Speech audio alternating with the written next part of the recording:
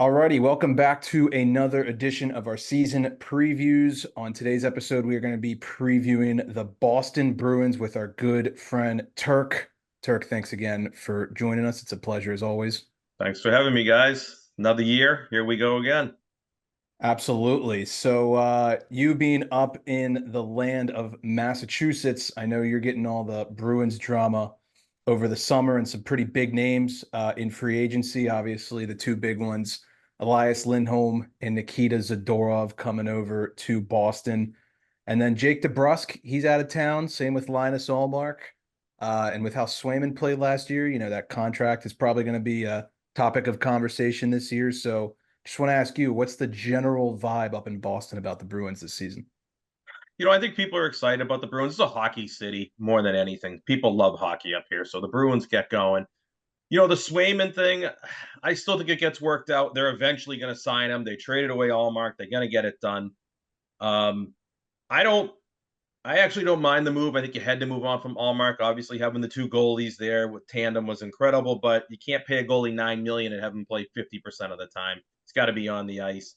I think once they get worked out, I think they'll be fine. It'd be good to go in net. I love the moves that they made. I mean, Lindholm, you kind of look at his numbers last year. Offensively, they weren't great. But you kind of think he's probably a 25 goal scorer. The Bruins desperately needed a center. So they went out and they got the one that they wanted. I mean, they signed him in the opening minutes of free agency. We know that Sweeney was trying to get him at the deadline. I think he tried to get him last summer. This is someone the Bruins have been targeting. One thing, other than the points in the center, face-offs. If you watch the Bruins and the Panthers in the playoffs last year, they got annihilated at the face-off dot. They needed a win, someone to go in and win face-offs for them. Lindholm's in about the top 10 face-off percentage last year, so that improves them there as well. And help me pronounce the guy's name. Is it Zidane? Zidane? Zadorov. Zadorov. 6'6", big defenseman. I like what they did.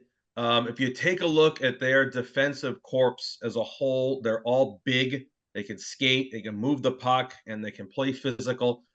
I think they're going to be a much tougher team to play against next year. I like what they've done. I like Mason Laurie on defense, who really popped last year in the playoffs. Obviously, we know who McAvoy is. Brendan Carlos, not really the jump. He can jump into play, but he's a big body on defense, blocks a lot of shots. Hampus Lindholm, who's probably been a little bit of a disappointment for the Bruins based on what they paid for him and expectations. He's still a top 4D, so their strength will be in net and will be on the blue line. Yeah, I think with a guy like Hampus Lindholm, it might not show up on the score sheet, but that puck moving ability is just one of those intangibles you have to have as a top four NHL defenseman now. It's funny, like looking at this lineup, there's some guys and there's some new names here that maybe aren't household names. You bring in a guy like Max Jones, who might get some fourth line minutes this year. I know he was kind of up and down in Anaheim. Guys like Kastelik, John Beecher, Matty Poitras. Who out of those guys are you looking to have another big step forward this season? So you'd like to hope Beecher, first round pick, had his first full season last year as the fourth line center. He's going to come back. Like you said, Jones has been around a little bit. The production isn't huge offensively, but he's definitely going to get a shot there on the fourth line. Another guy also, they're going to see Fabian Lysel is going to be up there this year. Poitras is back after his injury. He came right out of juniors. There's a bunch of guys that are going to be fighting for those spots there at the bottom. You also got again, tough with pronouncing, Brazu, right? I So, think it was Brazu, yeah. Brazu, who made his NHL debut and scored in his first game. There's another guy that I think is going to be there. Also, size. I think the Bruins are trying to get big here to be able to go up against like the Floridas and Tampas in the leagues that have size, Rangers. So, from offensive standpoint, they're probably not going to score. They're not going to looking to win game 6-5. They're probably more of a 4-2, 3-2 type of game. I think they're built for that. You've obviously got Pasternak. We know 60-something the year before. Guy that I liked last year that I think was that sneak under the radar, Morgan Geekie. Double-digit goals for them. Can, kill some penalties too. I liked him. He was a good pickup. And there's another guy that just they're not full of superstars like they were 2 years ago when they were setting records. And you kind of went into it. If you look at them from last year going in, you're thinking this team's going to hope to sneak into the playoffs with all the names they lost. And they came within 1 point of winning the division. So sometimes it's not necessarily big names, it's just right names playing together. I was gonna say that it seems like every year, like at least the last 3 years, including the record-setting year, people are saying, "Oh, the Bruins are not going to be that good this year." But what I'm hearing a lot, all 3 of those years, is like it's people looking at these other Eastern Conference teams, the Detroits, the Ottawas, the Buffaloes, the teams that just inevitably are going to make the playoffs at some point. And you're trying to do the math in your head of like, okay, well, who's missing if these teams are going to make it in? It seems like every year people are trying to say, Boston's going to be the one that falls out, that slips on the outside. I guess, how do you feel about that this year? You feel like they're going to be a playoff team again, or you think this could be the year they slide out? No, it's very true. It has always seemed to be the Bruins, the teams, because you got Tampa with the big names, Toronto with the big names, Florida with the big names, and the Bruins, like I said, they've got their big names, but they're not like superstars. No, I think the Bruins got a shot actually to win the Atlantic again this year. I mean, you think about Florida defending Cup, they lost Montour, they lost guys there, so they're still good, but maybe they're not as good. And also, they won the Cup and they won a run, but is Bobrovsky going to be able to do that again? Because he kind of came out of nowhere from not being as good as he was to standing on his head. I don't know how old he is. He's got to be in his mid-30s by now. Well, and You don't gotta forget, I mean, they went to the Cup final 2 years in a row. That's a lot of extra hockey. That's a lot ton of of extra. It's like the Tampa Bay run that they went on to do what they did was unreal. I don't know if they recovered. It took them 2 years. They don't have Stamkos anymore. Sargachev, how do you say his name? Number 98. That's another name I struggle with. Sergachev, he's gone. That team's a little weaker too. I know they made some moves down there, but that team's a little weaker. Florida's a little weaker. Toronto is Toronto.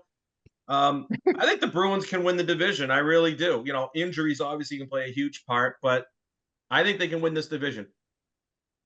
I think you make a great point too, going back to what you said about their decor. I mean, as soon as the Bruins get a guy like Nikita Zadorov, you're like, that just makes way too much sense for him to be wearing a Boston Bruins sweater.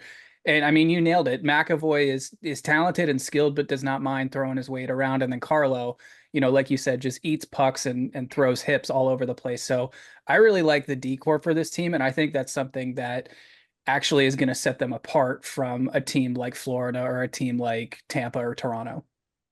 Yeah, Florida is a team. They're so heavy that when you play them in a series, boy, are they hard because they come at you 7 games in a row. But you don't have to deal with that in the playoff and the regular season. And I think the Bruins are going to be able to come at teams like that this upcoming season. I think that was intentional. It's kind of like when the Bruins beat the crap out of Vancouver physically in that Stanley Cup 11 years ago. And Vancouver's like, wow, we're just getting our heads handed to us. They had to try to change the way they played. I think the Bruins looked at it and said, hey, that Florida's been a battle. And, we didn't really have the response physically. We got to get a little bit tougher. Can't talk about the Bruins without talking about Brad Marchand, and he's just been the absolute epitome of consistency. I've got his season stats pulled up for like the last 6 years. He's going into age 36 season, and he just keeps continuing to produce, even without Bergeron in the middle anymore. What do you expect out of him this year? You think he slows down a little bit, or you think he keeps going? I think that the motor will still be there, but I don't know I don't have it in front of me. How many goals did he score last year? He had 29 goals last year. See, that's incredible. I would think if he could get 25 again, that'd be great. With the amount he plays and he kills a lot of penalties for them.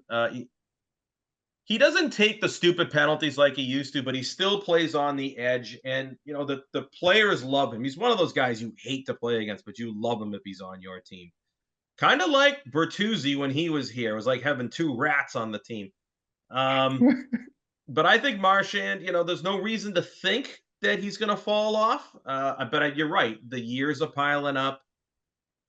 You got to think that you're going to start to see it somewhere. Hopefully it's not this year, but I still look for him to be that guy in the middle.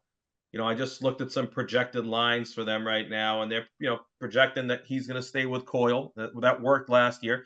Charlie Coyle, There's a guy who took a lot of crap heading into last season. It's like he's a third line center. He can't be a first line center. He put up career numbers last year, so he really stepped up when they needed him. And Charlie Coyle, another one of those guys that like you don't notice, does a lot of things away from the puck, kills penalties, wins faceoffs. Bruins got a lot of guys like that. And you need guys like that if you're going to win. So I think you kind of already touched on it, but you think that they have a chance to win the division. I'm assuming they're going to be a playoff team. How deep do you think they can realistically go? It's a great question.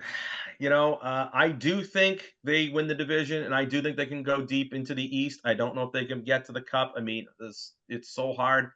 Florida, even though I think won't be as good regular season, will be a really tough out again in the playoffs for the way they play. The Rangers were tough last year. They didn't really do anything this offseason really to get any better. And their captain knows that they tried to kill him and he didn't die. So I don't know how that's going to go over, but I do think the Bruins can get to a Final Four and then see where it goes from there. Oh man, that was a good laugh. I needed that. Who out of the teams in the East, whether it's Metro or Atlantic, just scares you? That you're looking at them, you're going, okay, these guys are a problem. So Carolina always beats the Bruins. Carolina has the Bruins number. I don't know if it's just the way they play. It's just a bad matchup. And for me, Toronto always in my, like on paper, they should be better, but the Bruins just beat them every single time. But I feel like that's going to change at some point. I mean, I know it's law of averages. It's going to happen at some point. Right? It took the Canadians, but the Bruins 40 years to beat the Canadians, but now the Canadians can't beat the Bruins. So you would think eventually with at least the high-end talent on that Toronto team, I mean, they don't really have a goalie up there. I think that could be a problem. But you got to think that team, and I always am waiting for that team. It's been 60-something years. I'm always waiting for that team to just kind of grab it, and they can't do it. It's just like the bigger the game, the tighter it becomes. And it's kind of like watching the Red Sox prior to 2004. If they can find a way to lose, they'll find a way to lose, and that's Toronto. But Carolina is that team. They always kind of, the Bruins don't match up with their style well. Got to ask you this before we wrap up. Who is your cup pick going into this year? My up pick? Cup pick. Oh, cup pick. Yeah. I've been thinking about this. I did not look at any odds, so I don't know. Vegas lost a lot. Edmonton with those guys out there, they're always going to be in it. It's hard for me to come up with. If I would say Edmonton. Yeah, that's a reasonable pick. It's a safe pick. You got McDavid and Draisaitl, and there's some other good guys on that team coming out west. Dallas, really good team too. Yeah. In the East, if the Rangers did anything, you would have thought about them. But I mean, I think Bruins are in the Final Four. Edmonton will be there. I think Carolina. Yeah. And Florida isn't going to give up that title easy in the East. No, I think all the teams you just listed are probably in that tier one of picks. So, yeah. Should be an interesting season. I am gonna miss those beautiful Centennial jerseys you guys were rocking last year. I liked those shirts last year. God, I really wish they'd keep them. Those were sweet. Yeah, they were sharp. Nice. They were nice. I wish they would keep them. Sharp and one team we didn't mention was the Penguins, but you don't want to. Not worth mentioning. Not worth mentioning. I know they still got a team though. They still got a team, and they got Crosby and Malkin and what's his name just went up there, former Bruin, Gruslick. He's out there now. Yeah, this is true. I saw a lot of people making fun of that signing, but neither here nor there. I mean, he's not a bad player. He's just undersized, and he can't stay on the ice. But yeah, well, you got John Henry as an owner, so this is what you should expect. I was going to talk to you about that offline. We'll save that for after. But okay, we won't go there. We appreciate the time, Turk. Thank you. And go follow him on Twitter or X or whatever you want to call it these days. We'll link that in the description.